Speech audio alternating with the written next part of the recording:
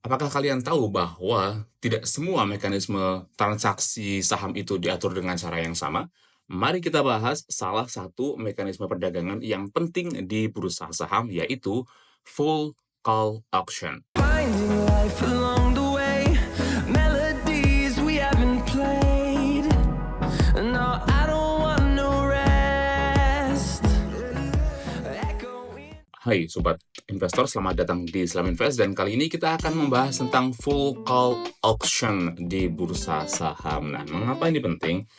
Ya, kalau kita memang berinvestasi di pasar saham, seharusnya kita lebih mengerti tentang mekanisme-mekanisme yang ada di bursa saham, yaitu termasuk mekanisme transaksi itu sendiri, teman-teman.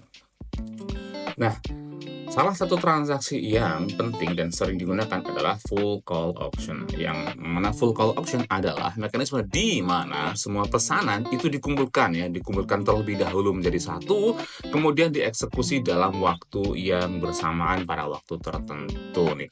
Nah, apa bedanya dengan continuous trading atau mekanisme book seperti biasa, di mana semua proses itu diproses satu-satu ya, dan harganya juga bisa berbeda-beda. Nah, itu ada bedanya.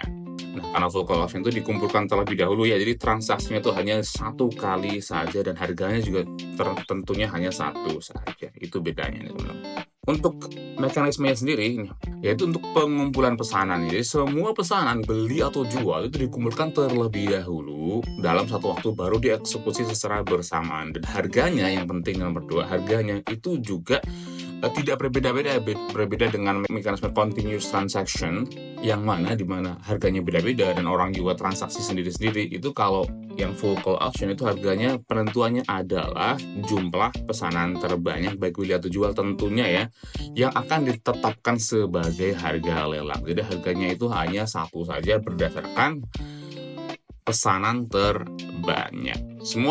Dan untuk eksekusi transaksi sendiri ya, semua pesanan pada harga tersebut dieksekusi secara bersamaan. Jadi kayak gelondongan gitu. Jadi semua boleh jual atau beli, nanti tinggal dikumpulkan. Nah, harga yang mana yang memiliki pesanan paling banyak itu yang akan menjadi harga utamanya ya, teman-teman.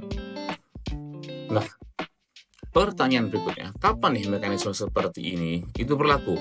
Nah, di Indonesia sendiri itu umumnya digunakan pada saat pembukaan atau penutupan bursa saham. Nah, oleh sebab itu kita kan sering lihat nih harga pembukaan dan penutupan itu kan beda nih. Misal ditutup hari ini dengan harga 5.000 ya, contohnya untuk harga satu saham, sedangkan harga pembukaan besoknya itu nggak 5.000 lagi, tapi bisa 5.500 atau juga bahkan 4.500. Nah, yang menentukan itu adalah mekanisme seperti ini nih, teman-teman.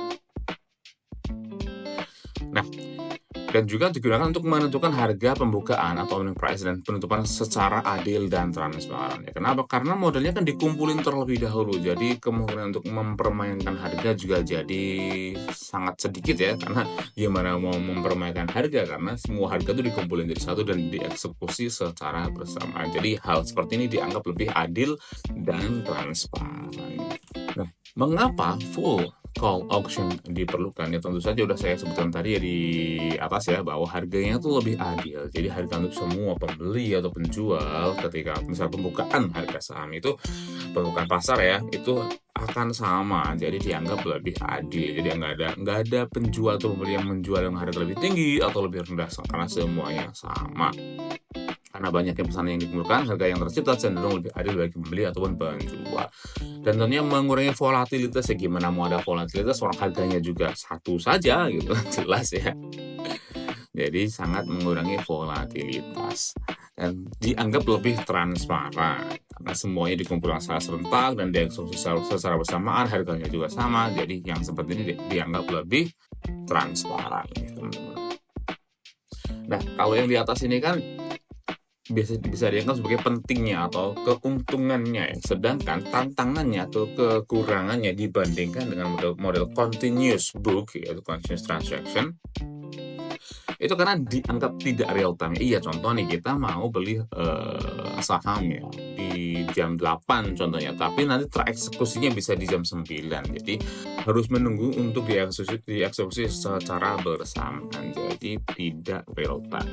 Dan juga tentunya model seperti ini juga tidak cocok ya untuk pasar yang sangat aktif nih, bagi trader-trader yang sangat ingin waktu transaksinya itu cepat ya, scalper biasanya modelnya dalam hitungan detik atau menit. Tentu model transaksi seperti ini kurang disukai ya. Nah, untuk di Indonesia, di bursa efek Indonesia, full call option ditetapkan untuk menentukan harga pembukaan dan penutupan pasar. Setahu saya seperti itu ya. Dan dianggap sudah merupakan mencerminkan kondisi pasar secara keseluruhan. Kalian lebih suka yang seperti ini atau yang mode biasa saja? Tuliskan di kolom komentar ya. Jadi segitu dulu. Apakah kalian sudah paham tentang full call option? Jika belum, silahkan tuliskan di kolom komentar pertanyaan seperti apa. Atau jika kalian ingin request hal apa yang ingin dibahas ke depannya, tuliskan juga di kolom komentar. Sampai jumpa di video selanjutnya. Salam investasi.